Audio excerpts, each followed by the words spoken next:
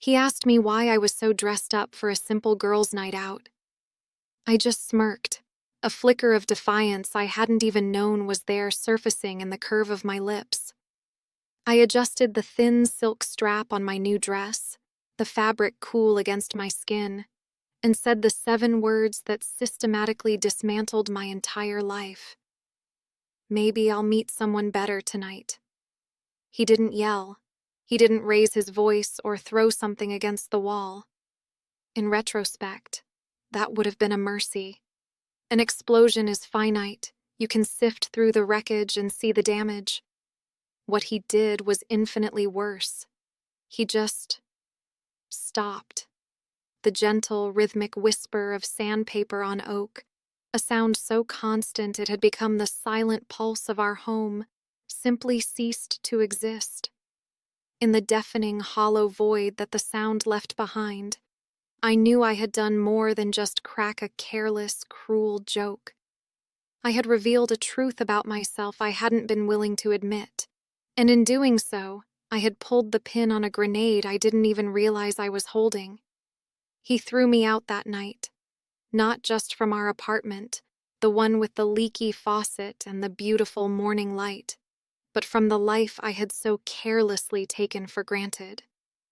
To understand how a single, flippant sentence could detonate a 5-year relationship, you have to understand the fault lines that were already there. They weren't gaping canyons.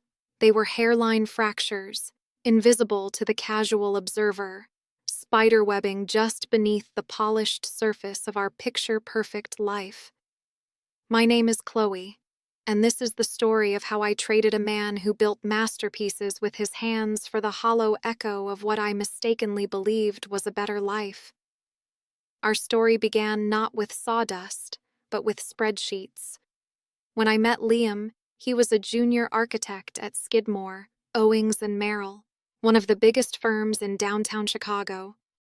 He had a future that was meticulously blueprinted, a safe salary, a robust 401k, and a career path as straight and predictable as the steel beams he helped design. He wore tailored shirts that smelled of starch and carried a leather briefcase. He was stable, ambitious, and handsome in a clean-cut, reliable way.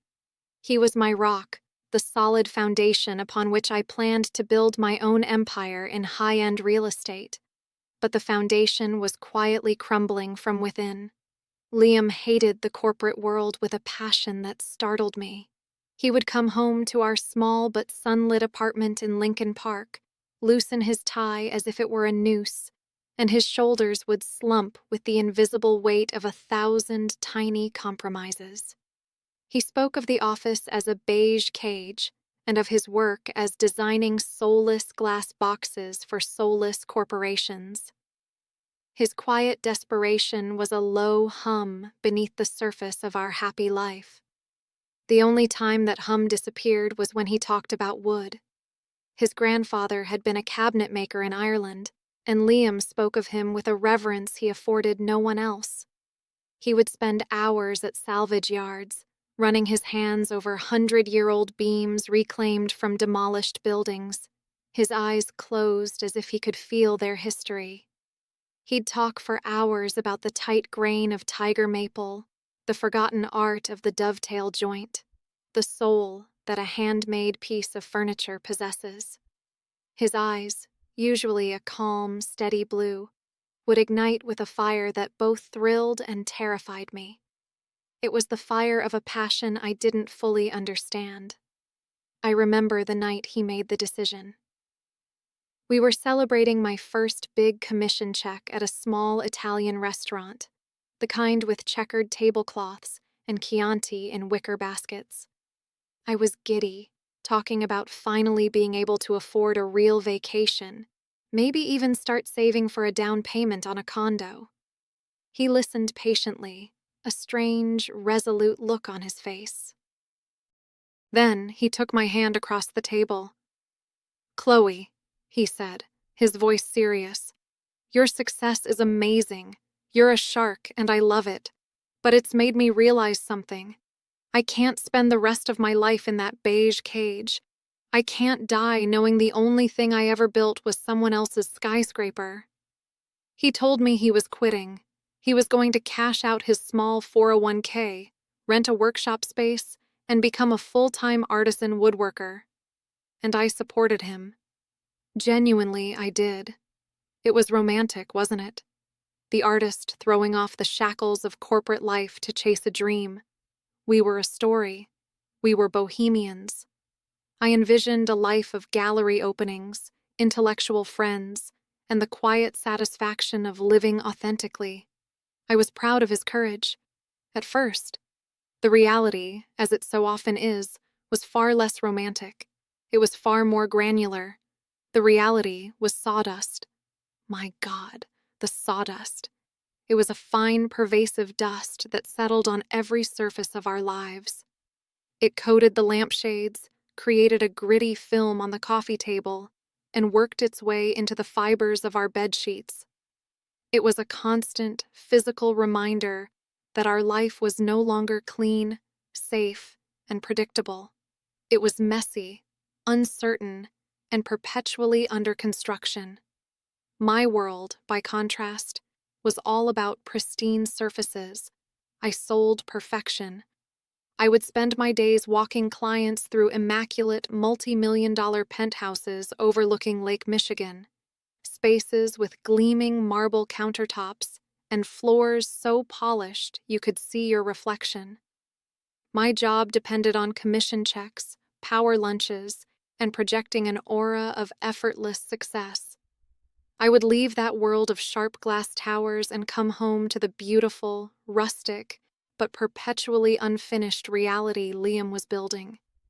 The beautiful chaos of his passion began to feel, to me, like just chaos. Our friends, or rather my friends, became a living, breathing scoreboard of our diverging lives. My best friend, Jessica, was married to Brad, a man who worked in finance and seemed to exude money from his pores. Their life was a relentlessly curated stream of triumphs.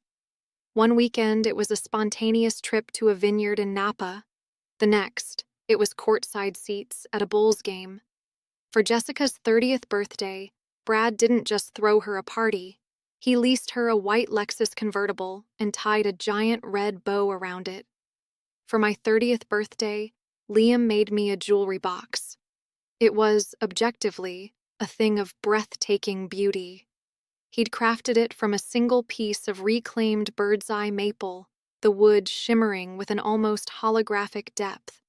The joints were so perfect they seemed to have grown that way.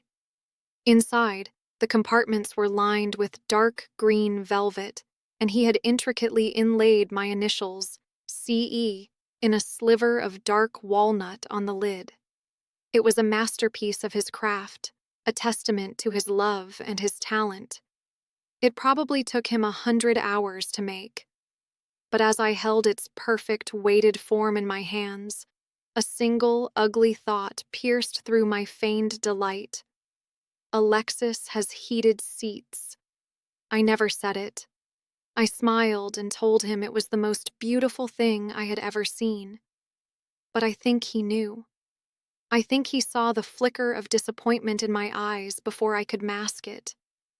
Sometimes, the things we don't say are the most damaging of all, because they leave the other person to fill in the silence with their worst fears.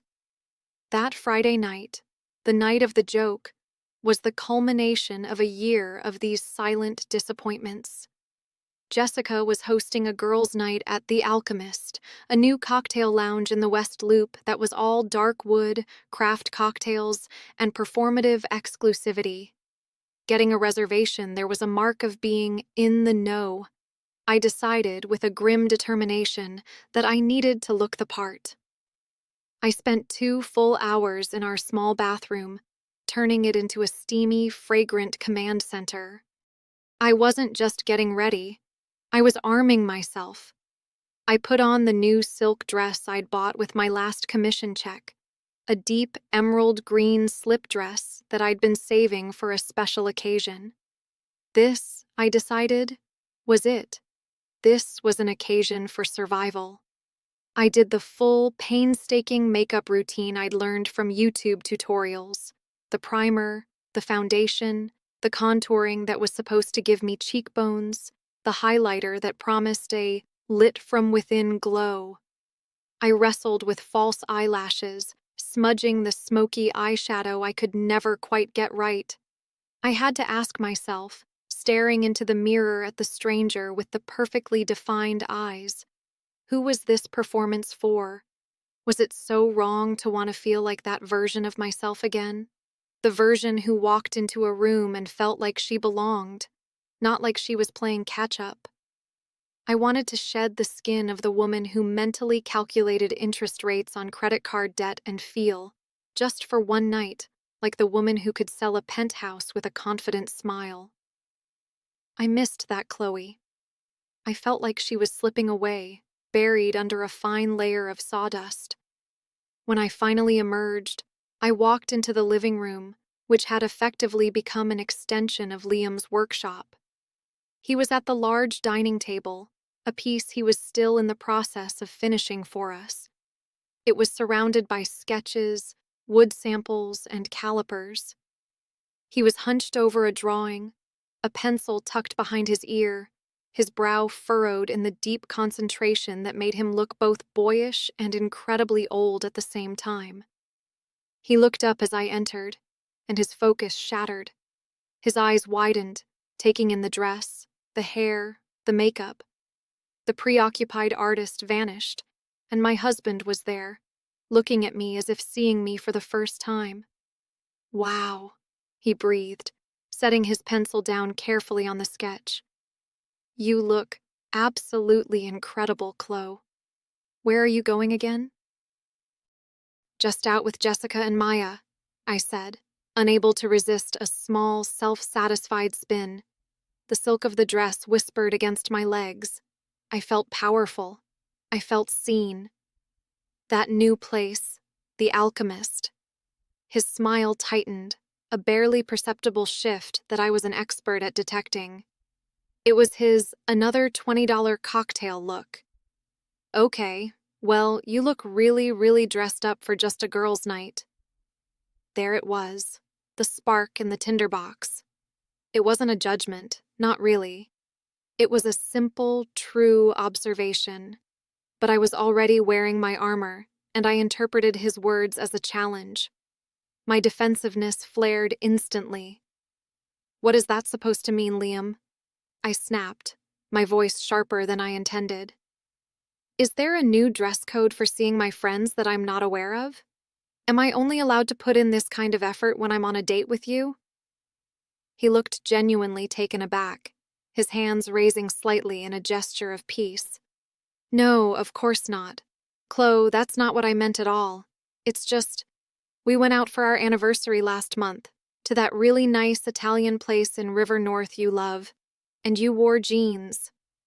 He was right. He was completely right. I had worn my favorite pair of faded jeans, a simple black sweater, and flats. I had been tired that night. I had been stressed about the cost of the meal, even though he had insisted on treating me.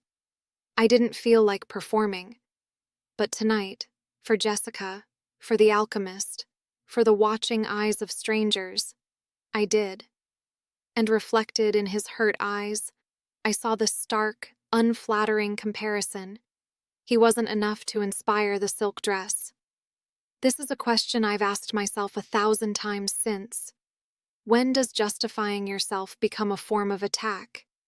It's such a slippery, treacherous slope.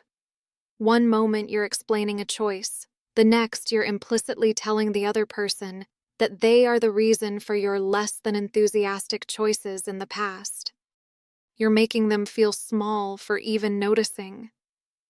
Liam stood up from the table and crossed his arms over his chest, a subconscious gesture of self-protection I knew all too well. It meant he was feeling wounded, insecure. "So, all this effort," he said, his voice quiet, "it's for them, not for me." And that's when I let the grenade fly. I laughed, a sharp, brittle sound that felt alien in my own throat. I turned on my heel and walked towards the door, grabbing my clutch from the entryway table. I was desperate to escape the suffocating atmosphere I had just created.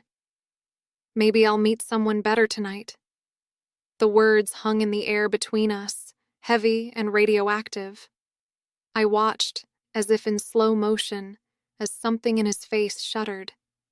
The soft light in his eyes didn't just dim, it was extinguished. He didn't get angry. He just looked at me with a profound, soul-crushing disappointment that was far worse than any rage.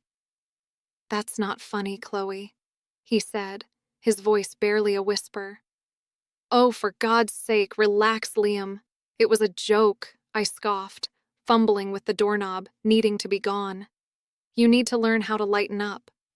"But was it a joke?" he called after me, his voice so quiet, so full of genuine pain that it almost made me stop. "Because lately, Chloe, it really feels like that's all you're looking for." I didn't answer. I just slammed the door, the sound echoing in the hallway. Girls' night was a masterclass in competitive suffering and veiled bragging. Jessica, resplendent in a dress that probably cost more than our monthly rent, spent a solid hour detailing the architectural plans for the new pool house at their summer home in Lake Geneva. Brad had apparently crushed it on some tech IPO, and they were celebrating by, as she put it, finally creating a proper, entertaining space. Maya, my other friend, who was a compassionate and grounded high school English teacher, listened with a patient smile. She tried to steer the conversation towards a new novel she was reading, but Jessica wasn't having it. Her gaze landed on me. "Chloe, you look absolutely stunning!" she shrieked, her eyes performing a swift, expert calculation of my dress, my shoes, my bag. "Is that the new All Saints silk slip? Divine. Speaking of which, Brad and I are thinking of doing a long weekend in Paris for Christmas. Just a quick getaway. You and Liam should totally come." "Oh, but wait." She trailed off, her perfectly glossed lips forming a small O of fake pity. The unspoken words hung in the air. You guys could never afford that. The old me, the me from a year ago, would have defended him. She would have said something witty about how Liam was building a legacy, not just a stock portfolio, but that Chloe was buried deep tonight. Instead, I leaned into the role of the long-suffering wife of a struggling artist. I sighed dramatically, swirling the $20 gin in my ridiculously ornate glass. "Tell me about it," I lamented. "Liam is still deep in his noble craftsman phase. You have no idea what it's like, Jess. I feel like I'm carrying everything. The mortgage, the bills, his dreams.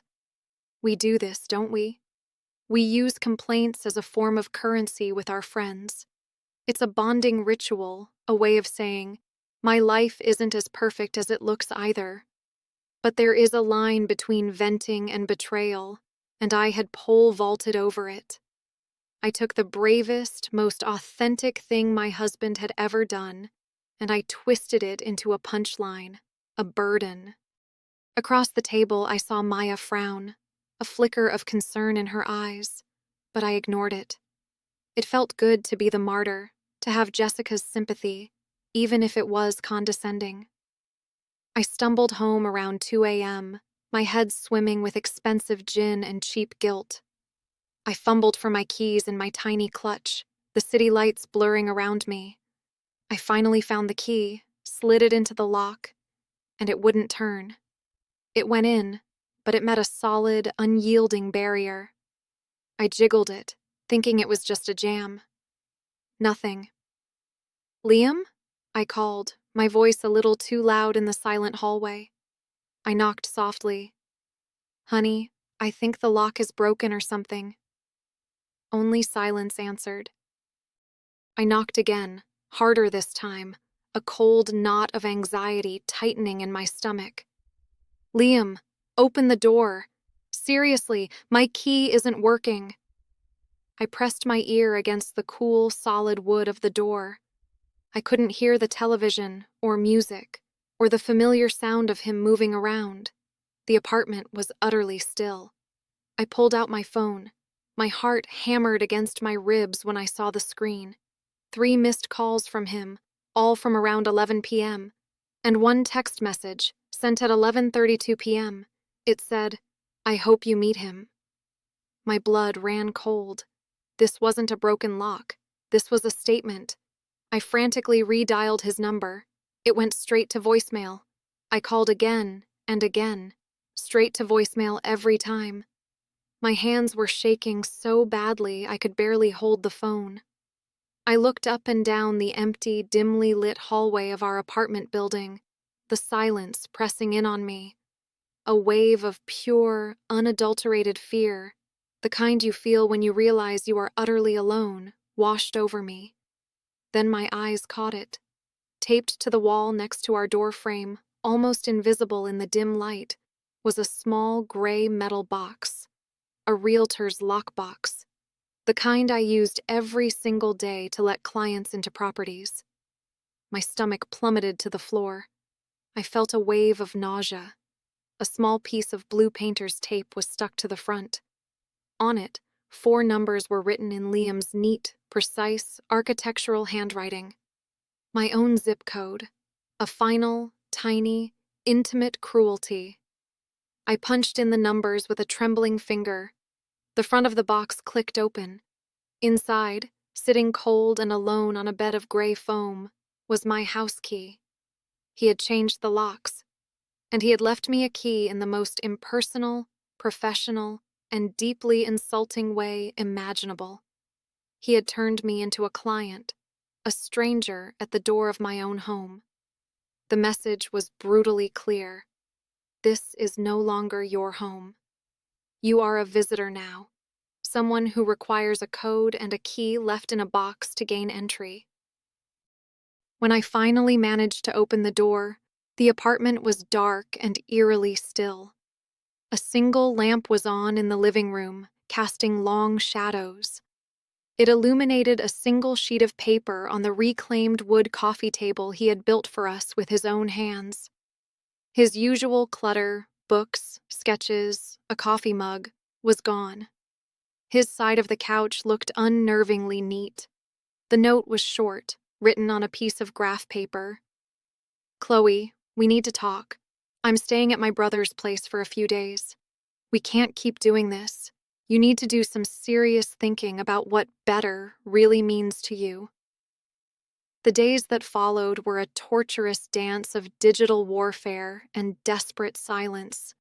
I swung wildly between phases of fury, typing out long, scathing text messages about his cowardice and cruelty, and then deleting them. I composed emails filled with righteous indignation, only to save them to my drafts. Then, the anger would collapse into a pathetic, pleading sorrow. I left him tearful voicemails, my voice cracking as I begged him to please come home, telling him I was just being stupid, that I didn't mean it. He remained a wall of silence. He finally agreed to meet on Sunday afternoon.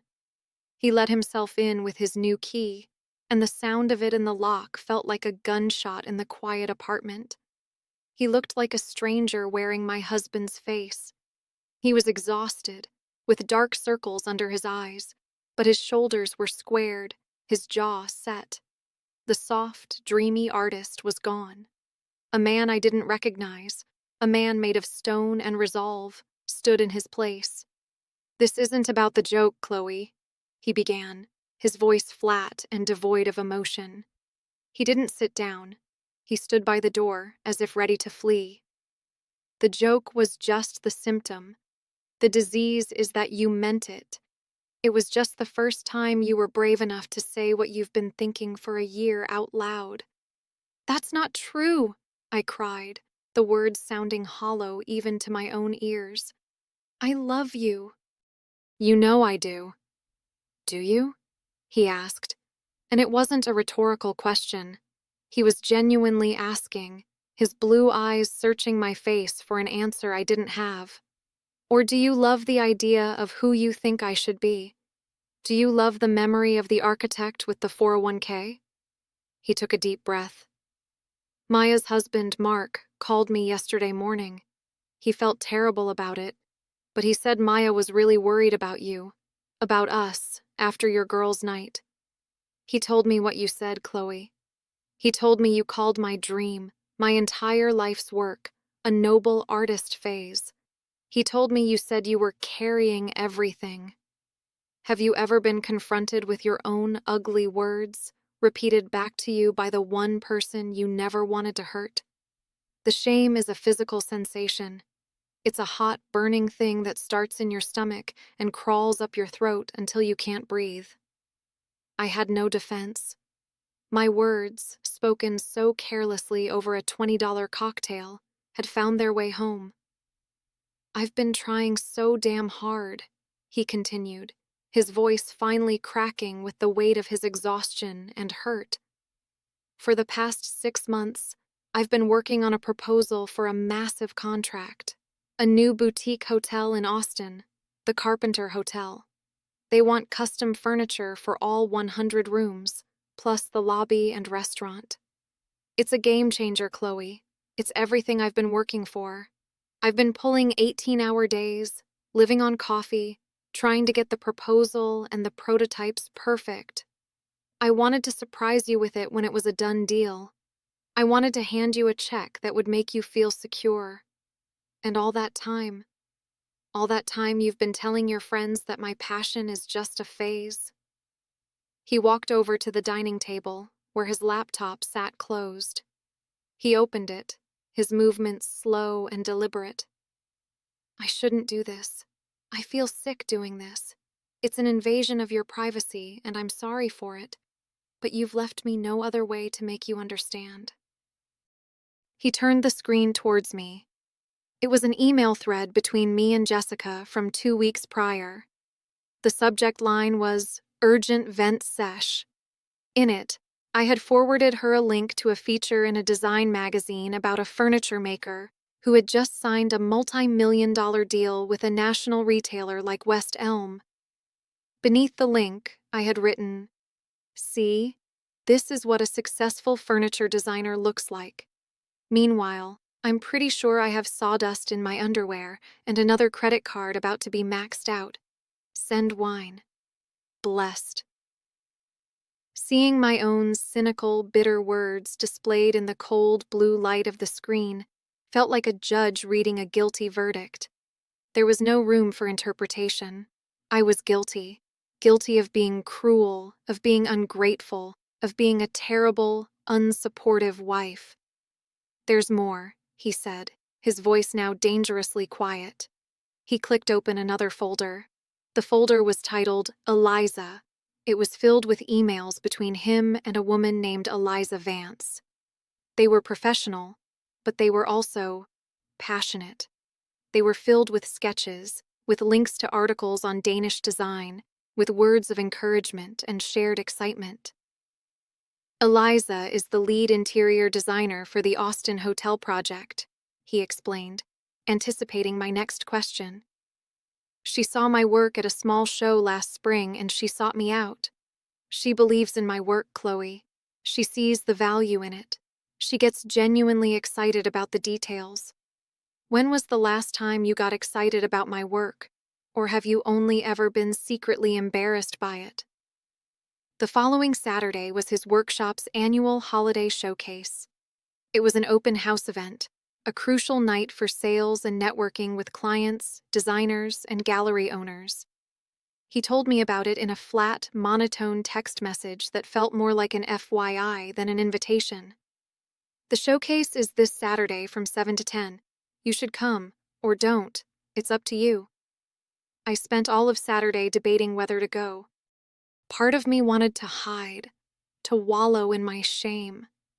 But another, smaller part of me knew I had to go. I don't know why. Maybe I thought I could apologize. Maybe I thought I could fight for him. Or maybe I just needed to see it for myself. This other life, this other version of him that he had built, not just without my help, but in spite of my discouragement. I didn't dress up this time. I wore simple black jeans, a gray cashmere sweater, and flat ankle boots. I felt like an imposter, a ghost at a feast. The workshop, usually a chaotic cathedral of sawdust and noise, was transformed. The cavernous space was filled with warm, soft lighting. A string quartet was playing in a corner. Well-dressed people milled about, sipping wine from actual glass flutes and murmuring in appreciative tones. And everywhere, was Liam's work. The tables, the chairs, the bookcases, the credenzas, each one was spotlit like a sculpture in a museum. People were touching the wood with a reverence I had never shown, running their hands over the smooth, perfect joints. Small red sold tags were appearing on piece after piece. I saw him from across the room. He was a different man here, confident, articulate, magnetic. He was deep in conversation with an elegant, sharp-looking woman with a creative, asymmetrical haircut and smart glasses. It had to be Eliza. She wasn't laughing coquettishly or touching his arm. She was pointing at the complex joinery on the leg of a dining table, her expression one of intense professional focus. And he was nodding, listening with an engaged respect that made my stomach ache with jealousy. They were partners. They were equals. They were speaking a language of passion and craft that I had never bothered to learn. Then, in the center of the room, on a raised platform, I saw the centerpiece of the show. It was a desk. It was the most exquisitely beautiful thing I had ever seen in my life. A flowing organic shape made of a deep, rich cherry wood. It seemed to be both solid and impossibly light at the same time. It seemed to float. As I drifted closer, drawn by an invisible current, I saw the impossible details.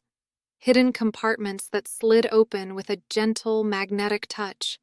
A seamless, built-in charging station for devices, inlaid with brushed brass. An adjustable height mechanism that was so sleek and silent it seemed like magic. It was a marvel of engineering and art. A small, professionally printed card was on a stand next to it. It read, "The Chloe Desk, for the woman who balances strength and grace, who builds empires and creates homes. A piece designed to be as dynamic and beautiful as its inspiration." Below the description, in small print, was a date. It was dated 6 months ago. He had designed this masterpiece for me, for our 5th anniversary. The anniversary for which I had worn faded jeans and a tired sweater.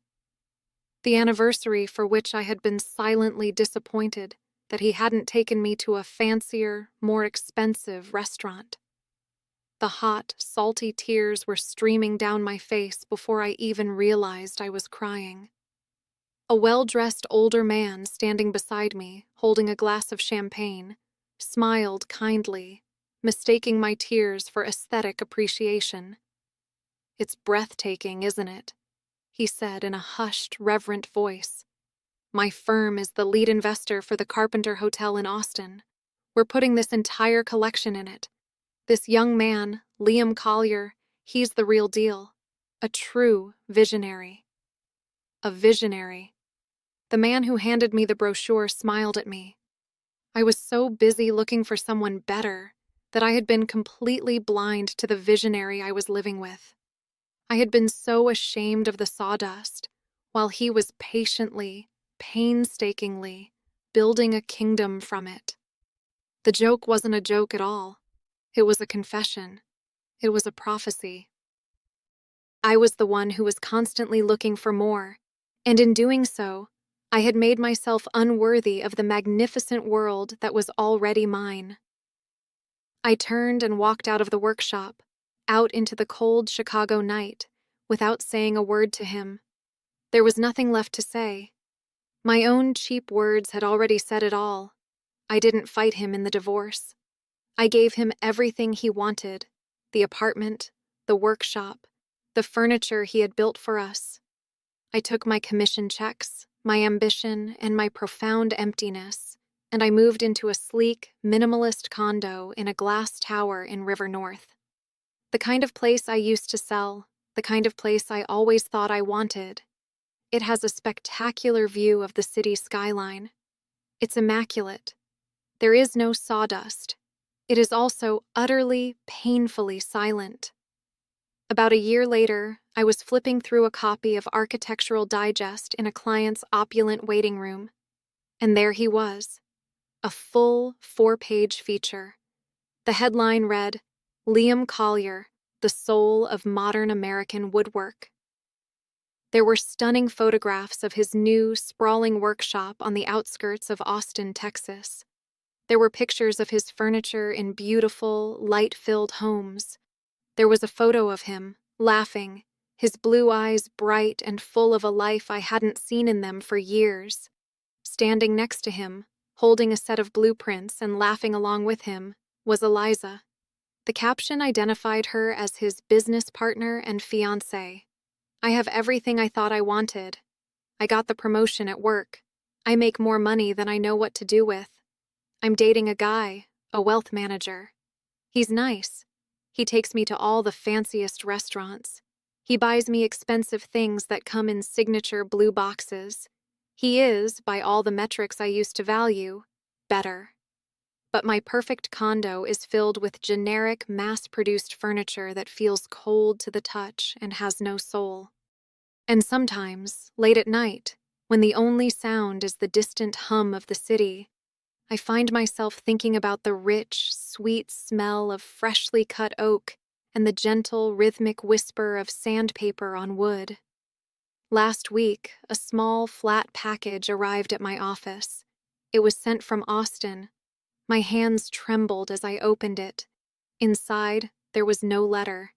It was just a beautifully framed, hand-drawn sketch. It was the original concept drawing for the Chloe desk. Tucked into the bottom corner of the frame, almost hidden in the matting, was a small, simple note written in his familiar architectural script. It said, "Thank you. You set me free." And in that moment, I finally, truly understood. The joke was never about me meeting someone better. It was about him having the freedom to become someone better. Better without the crushing weight of my disappointment, without the constant, grinding drag of my resentment. He threw me out of our home, yes. But first, I had thrown away everything that ever truly mattered. So I'll ask you this, as I sit here in my perfect, silent apartment with its perfect, meaningless view. Take a long, hard look at your life, at the person who shares it with you. Are you tending to the garden you have, watering it, nurturing it, appreciating its unique and flawed beauty? Or are you, like I was, spending all your time looking over the fence at your neighbors, consumed with wishing you had their flowers? Be careful. Fences have gates. And sometimes, when you're not paying attention, the people you take for granted find the courage to walk right through them and go off to build a whole new, magnificent garden of their own.